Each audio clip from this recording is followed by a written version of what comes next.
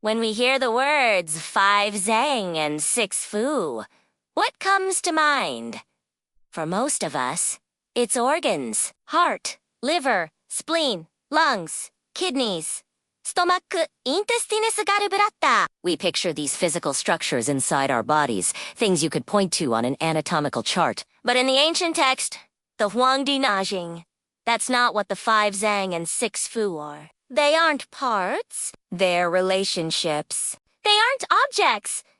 They're processes. To really understand this, we have to let go of a habit we're all very used to. The habit of seeing the body as a machine made of replaceable components.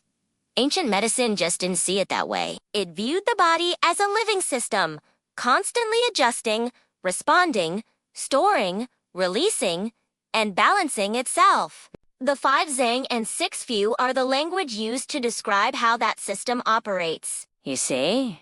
The body was never meant to be divided. In our modern thinking, when something feels wrong, we ask, which organ is the problem? But the Huangdi Neijing asks a totally different question.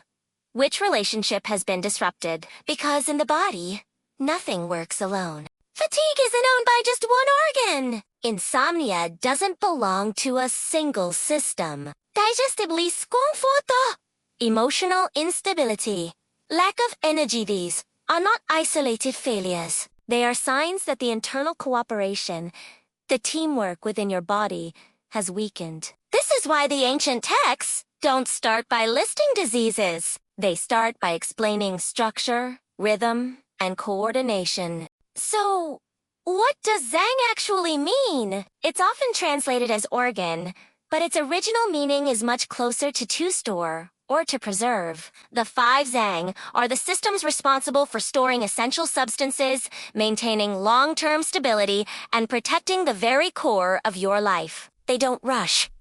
They don't act quickly. They work quietly, continuously, in the background. The 5 Zang are concerned with what must be kept safe.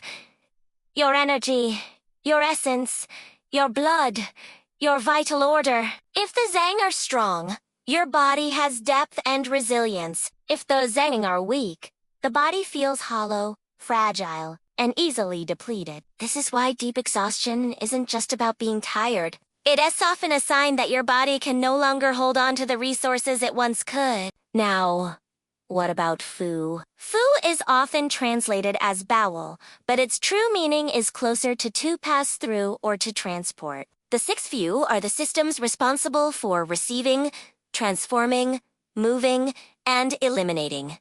They are all about flow. Food moves, fluids move, waste moves, information moves. The 6 Fu do not store things. They don't cling. They are meant to stay open and responsive. When the Fu systems function well, the body feels light and clear.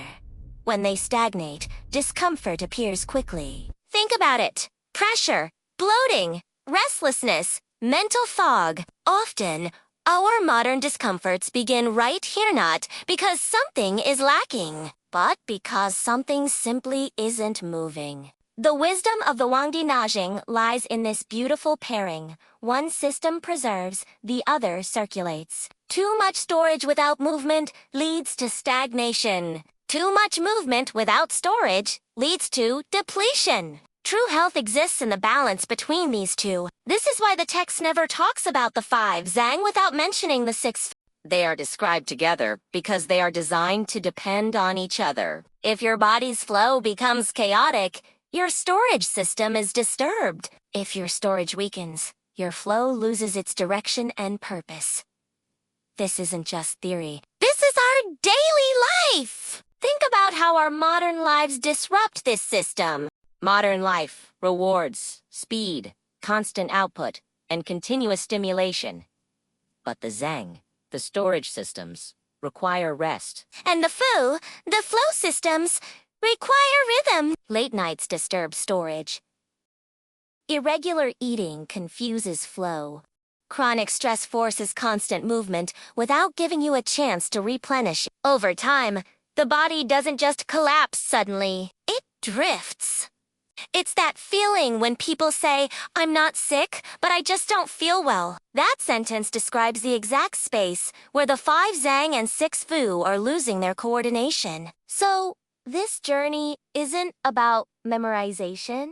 You don't need to remember lists of symptoms or technical labels. What truly matters is making this shift in your understanding.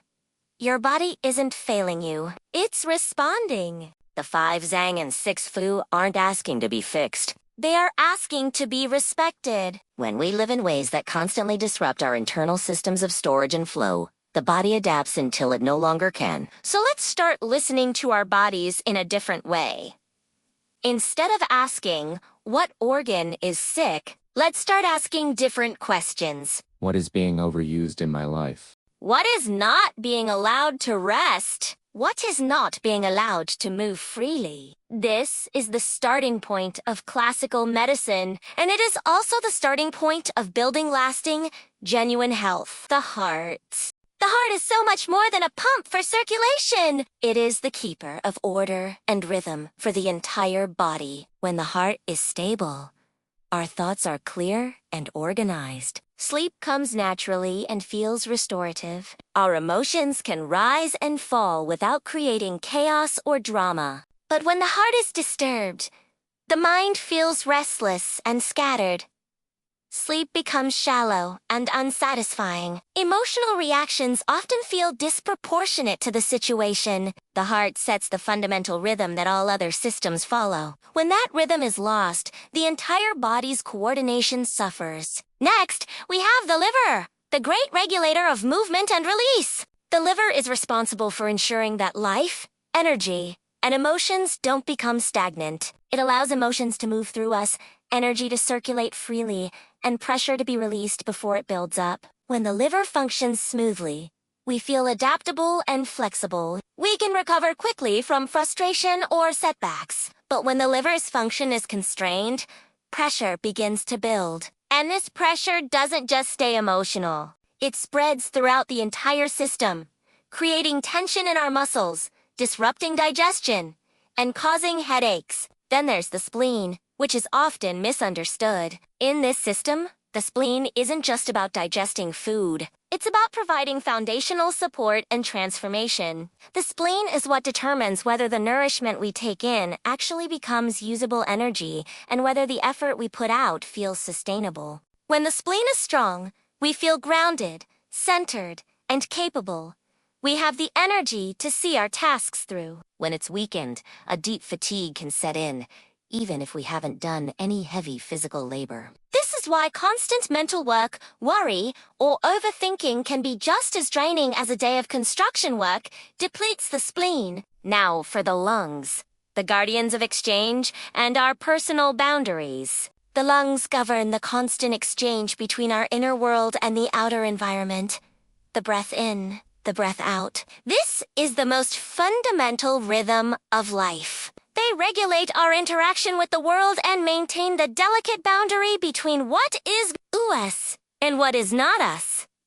When the lungs are balanced, we feel open and connected, but also protected. We can interact with the world without feeling drained by it.